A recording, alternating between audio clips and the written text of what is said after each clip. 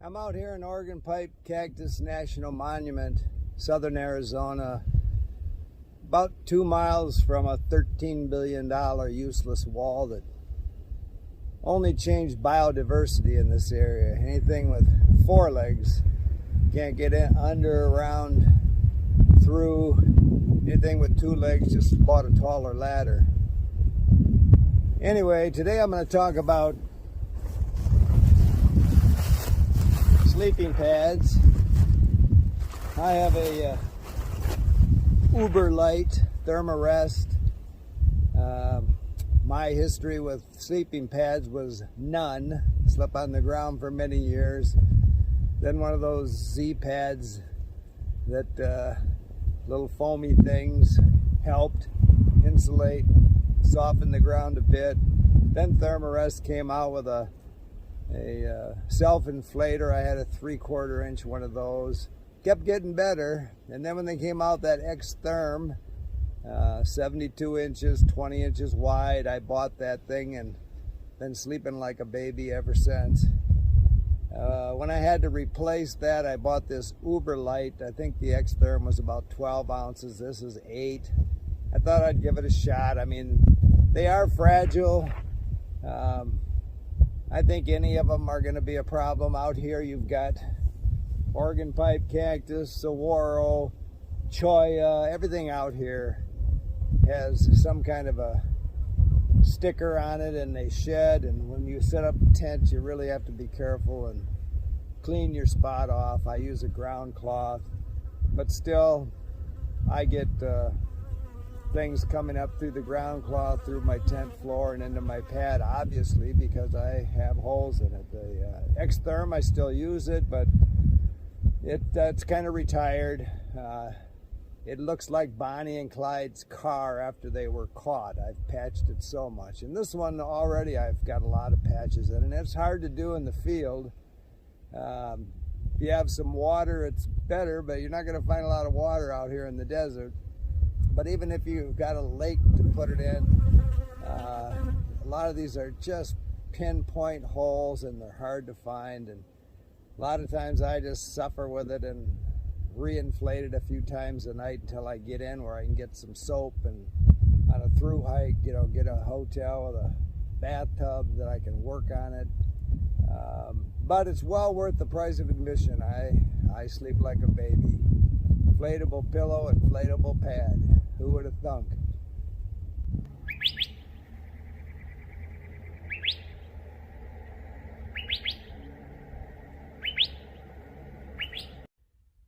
These are the guys I hate. In fact, I backed into one today, and I know better. I just wasn't paying attention. And it's not those great big white thorns sticking out you have to worry about. It's those little orange hairs right there. They get in and they are hard to get out, and they go in a bazillion at a time. So actually you get the double whammy. You get the big white poke, and then you get the orange hair pokes. It's probably also why my Uberlite mattress always has slow leaks in it when I spend the winter out here in Arizona and New Mexico. They're everywhere. So just this stuff laying on the ground as litter can puncture your floor and your mattress and leave no trace. So if you go into a store and try one of these things, you're going to think it's made out of tissue paper. I did. And I thought the same thing about the X-Therm when I first bought it, but I've been very satisfied with this. You know, I paid through the nose for this thing, but to save 4 ounces, I'm 73. I'm not a gram weenie, but I do want to keep staying as light as I can so I can hike as long as I can. I'm probably not a candidate for Cuban fiber underwear, but This made sense to me, and I've been really satisfied with it. I'm very careful with it. I'm careful with all my gear, but I backpack year-round, and in conditions like this where you can't always set your tent where you want, you just have to be as careful as you can with your gear. So everybody has their own system, but to me, especially on a thru hike, you just need a good night's sleep. Makes all the difference in the world, and I don't think you can beat these things, even if you have to deal with plugging holes in them. Again, I think when they first came out, I didn't buy an Uberlite for a long time because everybody on the PCT had a problem with them, mostly the valve, and they've replaced that valve now. This one still has the old valve, but they must have worked on where it attaches. I'm real careful with it. I always hold it right by the neck when I open or close it, just so I don't have to deal with a problem there. But the new valve, I think, is less of a problem. Plus they have a stuff sack that helps inflate the pad if you wanted to carry that. So just as an update, number one, you can't say I don't try things. I bought one of those little inflators, which to me are slow. Just the extra ounces you really don't need. You can blow these things up. You know, moisture's not a problem inside of them. I've blown that yellow one up a million times and I never had a moisture problem with it. But as you can see, just on this side, I've patched a few holes, and most of them are just pinholes. But the update is what I'm talking about is the Uberlite there. That's the one that was in the video. And as you can see, we had a little malfunction. A couple of those ribs blew together, and I have no complaints though. Thermarest stood behind it. Cascade Designs, I called them. They said, write these numbers on with a magic marker. We're sending you a new one. And the new one has the new valve, and that's what I call good customer service. Anyway, it really, I wasn't expecting that from them. You know, I was just curious whether it was going to continue to come together, and I've slept on it. I've lent it out to friends who sleep on it. It really doesn't hold that shape when you lay on it. It flattens out, and you can actually still sleep on this thing. And I would have continued to use it had they not sent me a new one. But I appreciate it. Again, I like customer service. I've always been a Thermarest customer, and of course now I'll continue to be. Well, I'll tell you what my new mattress methodology is. I've changed things up quite a bit.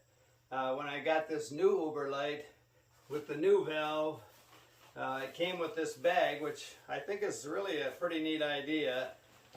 Again, I tried these things. For the weight and the purpose they have, to me, it just didn't work out. I don't need that. I can blow it up manually almost as fast. Got batteries to worry about. You know, if you had a wood stove and you needed to shoot some oxygen to it, that might be a double purpose. But anyway, it didn't work out for me. I like the bag. Basically, blow air into it. Do that about 10 times, which again, it's not going to save you a lot of time.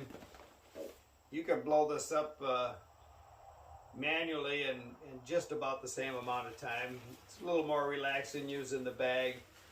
Again, they've improved the valve on it. There seem to be a lot less problems now. It's got a quick release here, and the reason that I really like that quick release valve is it's kind of like my alarm clock. You know, I wake up in the morning, I don't want to get up any more than anybody else does, but on a long hike, I usually hike at least a half hour in the dark, maybe an hour with my headlamp. I like to hike into the dawn, get the day started early, and if you want a commitment, all you have to do is reach back behind your head, turn that valve, and all the air is going to rush out of this thing, and when your butt hits the ground, you're going to get up. The other thing is this bag is kind of waterproof, so you know, if it's going to be wet, I'll take all my pillow items, which is mostly down in here, and I'll put that in this bag and give it just that much more protection, because I've got plenty of bag here that I don't need for this. This thing will, you know, roll up real quick, get the air out of it, put it in here, drop it down in the bottom of my pack with my bag. And the other thing, you know, these would come with a bag about the size of a softball. So with both these others, I always kept the factory fold. I'd fold it up just as it came. So you know, let the air out, roll it out again, close that valve, roll it up again, open that valve, get all the air out, factory fold into that bag. It just took time. Now I just get the air out, fold this thing up any way I want, put it in this big bag, throw it in the bottom of my pack. It's a done deal, and much quicker. Again, getting, you know, pinholes in these things is almost unavoidable. Easy to patch. Like I say, sometimes you have to wait till you get into a trail town and get a hotel room with a bathtub to actually really find it. But it's not like you're out of commission for a week.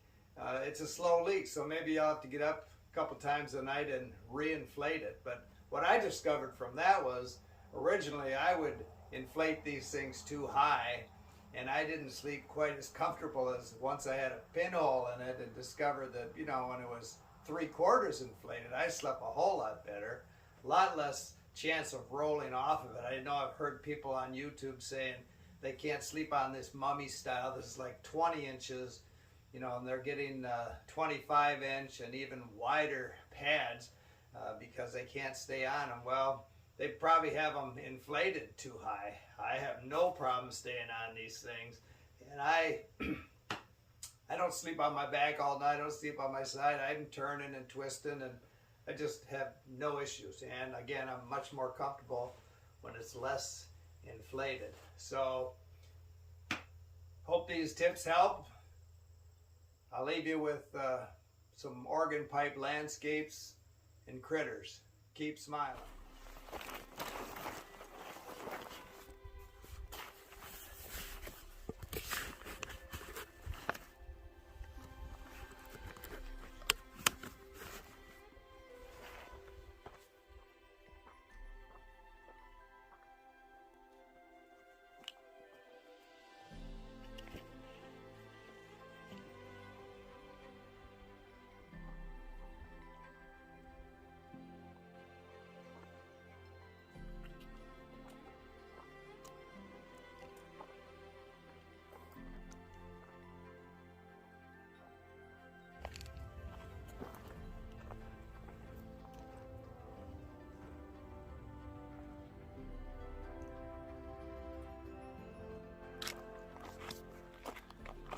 In organ pipe backpacking is pretty much zone packing, so you can camp where you want.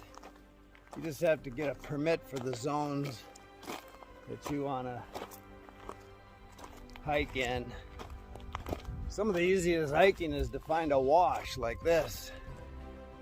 It's like a highway through, but it's actually pretty sparse vegetation mostly. I mean, this wash is, because of the amount of water it gets, it's pretty thick in here, you can see, but you can just walk out across the desert and usually find easy hiking.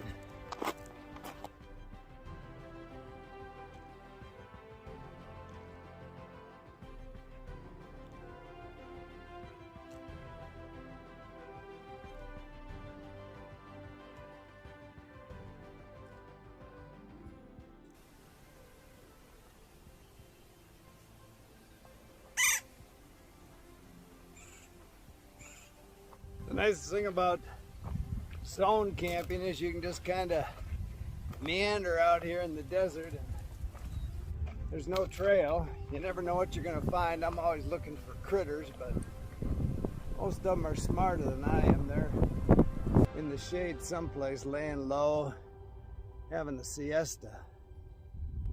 What a lot of people don't think about when they buy a pack and gear, strapping things on your pack. You know, once it gets up to your head, you can't put your head back, you can't look around. I see a lot of people, you know, carrying all kinds of things on top of their pack. I try and keep everything I can in besides my tent, which I want to get to first and last. But like today, climbing around out here, I've got to go under a lot of bushes. You know, you get up on the PCT, you'll have to climb under trees as big as a house. The Olympics, the same way. You get in the whole rainforest, you got to climb over, under, around, through. Out here, when you're climbing under everything, it wants to grab a hold of you. So you just want to be able to duck down and have your pack go with you.